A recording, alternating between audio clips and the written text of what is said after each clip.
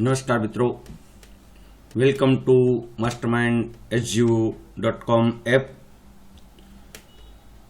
આજના આપણા આ લેક્ચરમાં હેલ્થ સેન્ટર મેનેજમેન્ટ જે ANM part 2 paper number 2 health centre management એ એક ખૂબ જ અગત્યનો સબ્જેક્ટ અને જેમાં આપણને ઘણું બધું આવડી શકે. હેલ્થ સેન્ટર મેનેજમેન્ટ એ કોમ્યુનિટી સાથે જોડાયેલો એક સબ્જેક્ટ છે. મોટા ભાગે પેરેલલ ટુ કોમ્યુનિટી આવતું હોય તો આવા સબ્જેક્ટમાં જ્યારે આપણે વાત કરીએ ત્યારે ઘણા બધા પરીક્ષાલક્ષી પ્રશ્નો, બેઝિક નર્સિંગમાં માર્ક ગેઇન કરવા માટેનો એક સુપર સબ્જેક્ટ અને ગૌણ સેવા પસંદગીની પરીક્ષામાં પણ ઘણા બધા પ્રશ્નો અહીં પૂછાઈ શકે, જેમાં ઘણી વખત દાખલાઓ પૂછાઈ શકે. તો આવો સબ્જેક્ટ આપણે જોઈએ અને એ છે હેલ્થ સેન્ટર મેનેજમેન્ટ.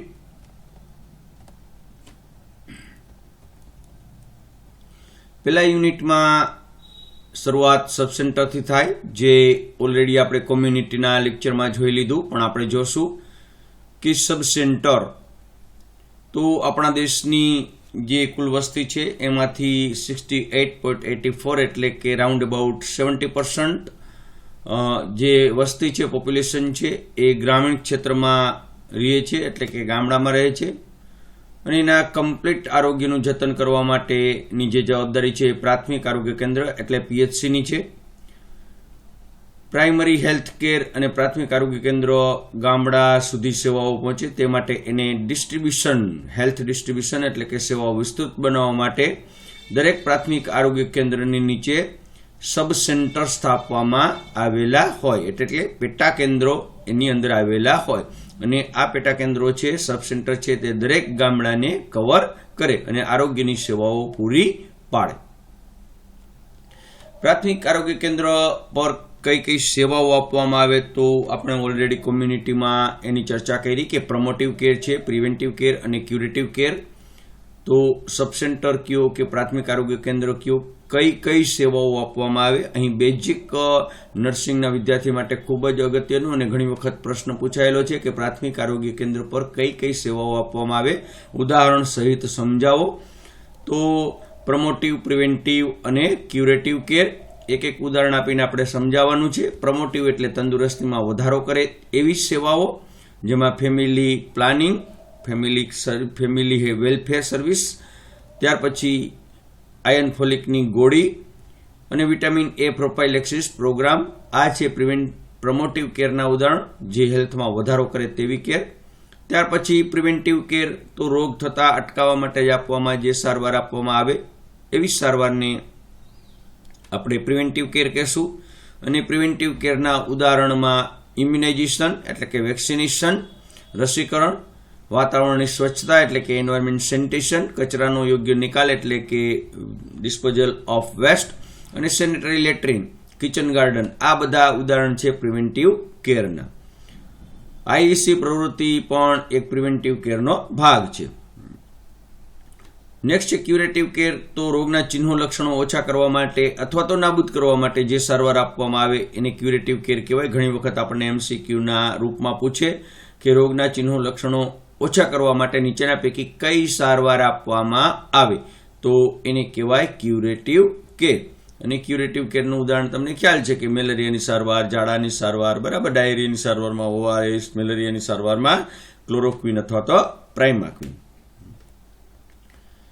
તો આગળ મહત્વનું અને ખાલી જગ્યા માટે મહત્વનું અને MCQ માટે મહત્વનું કે 1946માં એક કમિટી બેઠી અને જેનું નામ હતું ભોર કમિટી, જે આપણા માટે ખૂબ જ અગત્યની કમિટી અને એ છે ભોર કમિટી. ક્યારે કમિટી મળી તો 1946માં. તો યાદ રાખવાનું છે ભોર કમિટી. ભોર કમિટીનું કાર્ય શું, આ કમિટીએ શું કર્યું તો આ કમિટીએ એવી ભલામણ કરી કે દરેક વિસ્તારમાં પ્રાથમિક આરોગ્ય કેન્દ્ર સ્થાપવા અને એના અંડરમાં સબ સેન્ટર સ્થાપવા, જેથી કરીને લોકોને પ્રમોટિવ, પ્રિવેન્ટિવ અને ક્યુરેટિવ કેર મળી રહે. એમાં ખાસ કરીને પ્રમોટિવ અને પ્રિવેન્ટિવ કેર ઉપર ભાર દીધો અને પ્રાઇમરી હેલ્થ સેન્ટર શરૂ કરવાનું નક્કી કર્યું. તો અહીંયા પ્રાથમિક આરોગ્ય કેન્દ્રની ભલામણ નીચેના પૈકી કોને કરેલ છે? તો કોને કરી? કઈ કમિટીએ? તો ભોર કમિટીએ કરેલી હતી.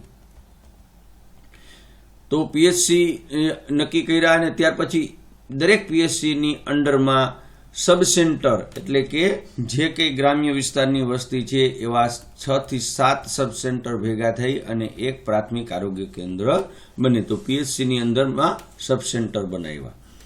શરૂઆતમાં 1 લાખની વસ્તીને આવરી લેતું હતું પીએચસી, પણ ધીમે ધીમે જેમ જેમ માળખાકીય સુવિધા વધતી ગઈ તેમ એની પીએચસીની વસ્તી આપણે ઓછી કરતા ગયા.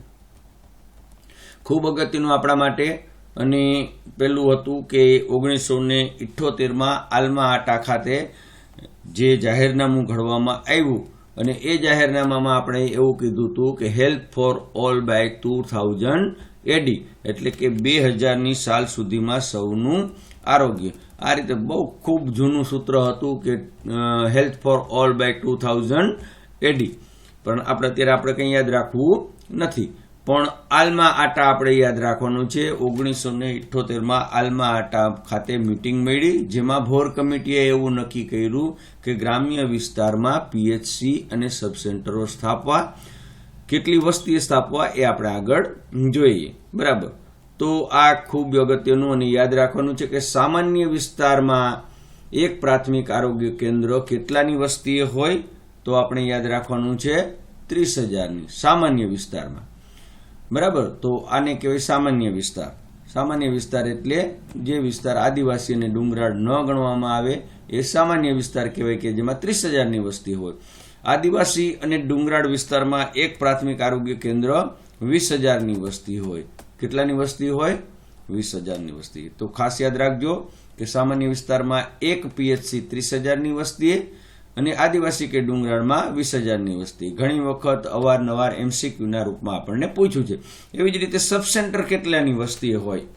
તો કોને નક્કી કર્યું આ બધું? ભોર કમિટીએ નક્કી કર્યું. ક્યાં એમની મીટિંગ મળી હતી? તો આલ્મા આટામાં મળી હતી. તો સામાન્ય વિસ્તારમાં એક સબ સેન્ટર 5,000ની વસ્તી હોય, જ્યારે ડુંગરાળ કે આદિવાસી વિસ્તારમાં એક સબ સેન્ટર છે એ 3,000ની વસ્તી હોય.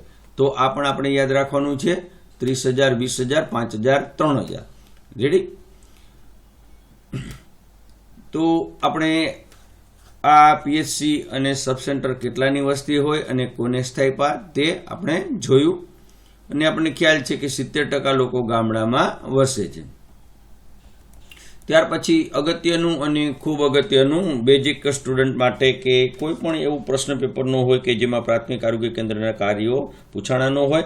પ્રાથમિક આરોગ્ય કેન્દ્રના કાર્યો એટલે કે પીએચસીના કાર્યો, function of primary health centre. એક પ્રશ્ન આપણને આવડે, અનેક પ્રશ્ન આપણને આવડી જાય.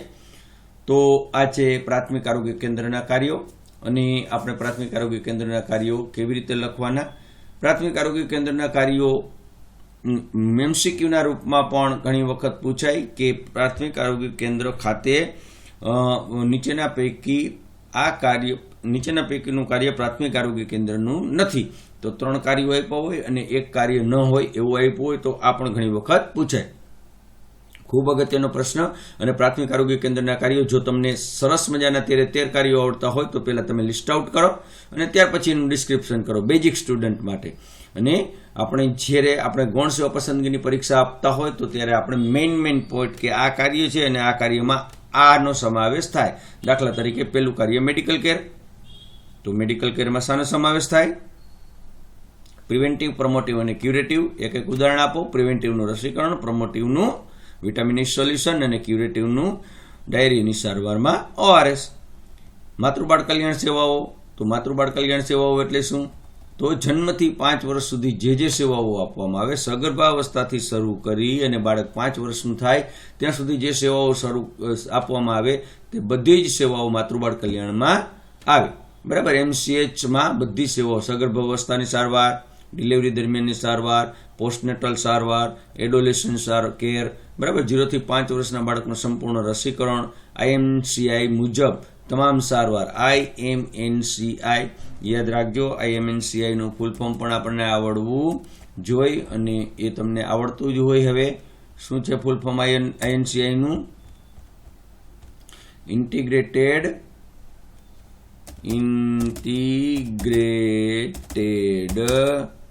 Management of neonatal and childhood illness. Integrated management of neonatal and childhood illness, તો આ પણ આપણે યાદ રાખવાનું છે. ત્યાર પછીનું ત્રીજું કાર્ય છે સલામત પાણી અને પાયાની સ્વચ્છતા, એટલે કે સેફ ડ્રિંકિંગ વોટર અને બેઝિક સેનિટેશન. તો પીવાનું પાણી પૂરું પાડે, કૂવાના પાણીનું ક્લોરિનેશન કરે, બરાબર, પર્યાવરણની સ્વચ્છતા જાળવે, આરોગ્યપ્રદ વાતાવરણ જાળવે, તો સ્વચ્છતા અભિયાન ચલાવે. તો આ હતું ત્રીજું કાર્ય. ચોથું કાર્ય આવે કુટુંબ કલ્યાણની સેવાઓ, ફેમિલી વેલફેર અને ફેમિલી પ્લાનિંગ સેવાઓ. તો એમાં આપણે બે જ કામ લખવાનું છે કે કુટુંબ નિયોજનની કાયમી પદ્ધતિ, કુટુંબ નિયોજનની બિનકાયમી પદ્ધતિ. આગળ ઉપર આપણે જોશું કુટુંબ નિયોજનની કાયમી પદ્ધતિ અને કુટુંબ નિયોજનની બિનકાયમી પદ્ધતિ. પછી બે બાળકો વચ્ચે ગાળો રાખવા માટે કોપર્ટીની સમજણ, નવી જે છાયા, અંતરા, બરાબર, જે નવી જે ફેમિલી પ્લાનિંગની મેથડ છે એની સમજણ આપે, એ પણ કાર્ય મહત્વનું. નેક્સ્ટ છે ચેપી રોગોનો અટકાવ અને નિયંત્રણ, કંટ્રોલ ઓફ કોમ્યુનિકેબલ ડિઝીઝ. તો કેવી રીતે થાય? તો સંપૂર્ણ રસીકરણ અને સંસર્ગજન્ય રોગોનો અટકાવ કરે, એઇડ્સ, હિપેટાઇટિસ બી વગેરેની માહિતી આપે. જીવંત આંકડાઓનું એકત્રીકરણ, છઠ્ઠું કાર્ય વાઇટલ સ્ટેટિસ્ટિક અને એનું રિપોર્ટિંગ. તો એમાં આપણે લખવાનું છે IMR, MMR, birth rate, death rate, બધા આંકડાઓ PHC રાખે છે. આરોગ્ય શિક્ષણ, હેલ્થ એજ્યુકેશન. તો જ્યારે પણ આપણે બેઝિક પરીક્ષામાં લખવાનું હોય ત્યારે આપણે એમ લખાય કે ભાઈ પ્રાથમિક આરોગ્ય કેન્દ્રનું આ ખૂબ જ અગત્યનું કાર્ય છે, જેમાં ફોર્મલ, ઇનફોર્મલ બધા જ પ્રકારના હેલ્થ એજ્યુકેશન આપે છે. કેના વડે આપે? તો ભીતસૂત્રો, બેનર, ટીવી, પેમ્પલેટ, પોસ્ટર, બરાબર, બધા વડે આપે. નેક્સ્ટ છે શાળા આરોગ્ય કાર્યક્રમ, તો સ્કૂલ હેલ્થ પ્રોગ્રામ. તો દર વખતે તમને આપણને ખ્યાલ છે કે ફેબ્રુઆરી માર્ચમાં શાળા આરોગ્ય કાર્યક્રમ આવતો હોય અને શાળા આરોગ્ય કાર્યક્રમ દરમિયાન શાળાના બાળકોનું સ્ક્રીનિંગ કરવામાં આવતું હોય, એની તપાસ કરવામાં આવતી હોય, નાના રોગોની સારવાર કરવામાં આવતી હોય, અને જરૂર પડે તો સંદર્ભ સેવા એટલે કે રેફરલ કાર્ડ ભરી દઈએ, અને બાળકને કોઈ પણ પ્રકારનું ઓપરેશન કરવાની જરૂર હોય તો પણ મફત ઓપરેશન કરી દઈએ. તાલીમ અને શિક્ષણ, તો ટ્રેનિંગ એ પ્રાથમિક આરોગ્ય કેન્દ્રનું ખૂબ મહત્વનું કાર્ય છે. કોને આપે ટ્રેનિંગ? તો દાયણ, FHW, MPW, બરાબર, બધાને ટ્રેનિંગ આપે. આ ઉપરાંત દરેક આપણા સ્ટુડન્ટ જતા હોય, ANMના સ્ટુડન્ટ, GNMના સ્ટુડન્ટ, BScના સ્ટુડન્ટ, બરાબર, મેડિકલ સ્ટુડન્ટ, બધા સ્ટુડન્ટને ટ્રેનિંગ આપે. રેફરલ સેવાઓ એ તમને ખબર છે, પાયાની સેવા છે, જે નાના રોગોની સારવાર આપે. જો જરૂર પડે તો નજીકના આરોગ્ય કેન્દ્ર અથવા તો નજીકના CHC કે હોસ્પિટલમાં રિફર કરે. રિસર્ચ કાર્ય, તો સંશોધન કાર્યમાં birth rate, death rate, IMR, MMR આ બધાનું સંશોધન કરે, ખ્યાલ આવે કે કેવા પ્રકારના રોગો થાય છે, કેવા પ્રકારના રોગોમાં કેવી સારવાર કારગત નીવડે છે, આ બધું જ છે એને રિસર્ચ કાર્ય કહેવાય. 12મું કાર્ય છે તમામ પ્રકારના રાષ્ટ્રીય આરોગ્ય કાર્યક્રમ, ઓલ નેશનલ પ્રોગ્રામ. તો ખૂબ આપણને ખબર જ છે કે પ્રાથમિક આરોગ્ય કેન્દ્ર પર તમામ પ્રકારના કાર્યક્રમો હાલે. પછી તમારે બધા કાર્યક્રમો 4-5 લખી નાખવાના. RNTCP, ચાલો બોલો RNTCP નું ફૂલ ફોર્મ ખ્યાલ છે? RNTCP પૂછાય હો, ઘણી વખત પૂછાય. RNTCP નું ફૂલ ફોર્મ તો આપણને આવડવું જોઈએ, અને એ છે રિવાઇઝડ, બરાબર, R for revise, national tuberculosis control programme. તો આ છે RNTCP નું full form, revise national tuberculosis control programme. મહિલા સશક્તિકરણ કાર્યક્રમ, બેટી બચાવો, બેટી પઢાવો, બધા જ પ્રકારના કાર્યક્રમ કરે. પાયાની લેબોરેટરી સેવાઓ 13મું કાર્ય, અને એ કાર્યમાં મેલેરિયાની સ્લાઇડ લે, પ્રેગ્નન્સી ટેસ્ટ કરે, યુરિન સુગર, બરાબર, આલ્બ્યુમિન, નાના બધા જ ટેસ્ટો કરે. તો આ હતો પ્રાથમિક આરોગ્ય કેન્દ્રના કાર્યો, અને પ્રાથમિક આરોગ્ય કેન્દ્રના કાર્યો ખૂબ જ મહત્વના. ફરીને પ્રાથમિક આરોગ્ય કેન્દ્રના 13 કાર્યો ટીપ ઓફ ટંગ હોવા જોઈએ, જેથી કરીને ક્યાંય પણ પૂછાય તો આપણને આવડવા જોઈએ. સ્ટાફિંગ પેટર્ન ઓફકોર્સ આપણે હોસ્પિટલમાં જઈએ, પ્રાથમિક આરોગ્ય કેન્દ્રમાં જઈએ તો એની સ્ટાફિંગ પેટર્ન આપણને આવડે જ, અને સ્ટાફિંગ પેટર્ન એક વખત આવડે તો આપણને ઘણા બધા પ્રશ્નો આવડે. સ્ટાફિંગ પેટર્ન આવડે તો ઓર્ગેનાઇઝેશન ચાર્ટ આવડે, પ્રાથમિક આરોગ્ય કેન્દ્ર પર હેલ્થની ટીમ આવડે, એએનએમને કોની સાથે સંકલન કરવું જોઈએ એ પણ આપણને પ્રશ્ન આવડી જાય. તો આ છે પ્રાથમિક આરોગ્ય કેન્દ્રની સ્ટાફિંગ પેટર્ન. તબીબી અધિકારી, Ayush medical officer, block extension educator એટલે કે એને નામ છે BEE, આ પણ આપણે ફૂલ ફોર્મ યાદ રાખવાનું છે. BEE બ્લોક એક્સટેન્શન એજ્યુકેટર, જે મોટાભાગે IECની પ્રવૃત્તિ કરતા હોય. Ophthalmic assistant, sanitary inspector, pharmacist cum compounder, laboratory technician, female health supervisor, multipurpose health supervisor, female health worker, multipurpose health worker, data entry operator, driver અને વર્ગ 4ના કર્મચારી. તો અહીં તમને એમ થાય કે આવું શા માટે, પણ ઘણી વખત આપણને પ્રશ્ન પૂછેલો છે કે પ્રાથમિક આરોગ્ય કેન્દ્રના સ્ટાફિંગ પેટર્નમાં નીચેના પૈકી શાનો સમાવેશ થતો નથી, અને પછી એમાં લખ્યું હોય કે મેડિકલ ઓફિસર, FHS, MPHW અને આશા. તો આશા છે એ સ્ટાફિંગ પેટર્નમાં સમાવેશ થાય નહીં. તો આવો પ્રશ્ન અહીંયા તમને સામાન્ય લાગે પણ પ્રશ્ન પૂછાઈ શકે. રેડી.